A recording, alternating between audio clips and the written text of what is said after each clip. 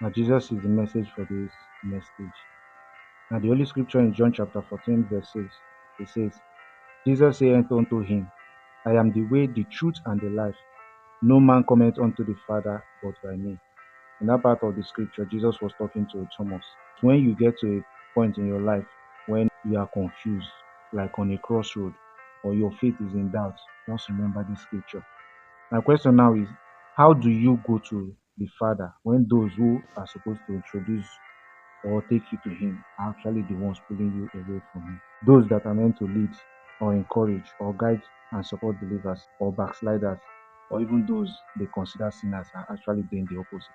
Imagine you calling somebody a sinner and you're doing the opposite of what you're supposed to be doing. You're actually the one doing the sinning. Now, some persons feel disgusted when they find their mentors or their spiritual head or their role models, people they hold in high esteem, doing something of, or find out what they do behind closed doors that is not something they should be doing, that they are doing it far from God. You find out these days people live their lives at their own accord and say to themselves, damn the consequence. Everyone wants to get rich and famous at all costs, even if it means hurting their neighbors or hurting the person beside them, hurting the next person. It doesn't matter, it doesn't care, it doesn't concern them. Now, this is where the society has led everyone to. Another part of the scripture says that, let your light so shine before men, that they may see your good works and glorify your Father which is in heaven. Now, this scripture is admonishing us to live a life worth emulating, a lifestyle worth copying, not speaking with both sides of our mouths. It's not enough to dress like an angel, yet your lifestyle is very awful. You ask, do people with good character or good people make mistakes?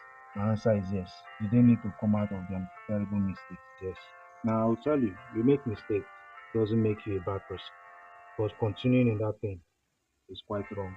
Now, I wonder why this age is so messed up, why some people call it the mess age.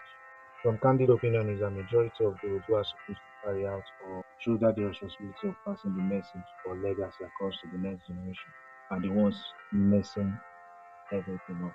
Some persons will ask why or how. I want to talk about the message as it's spelled out MESSAGE, one by one.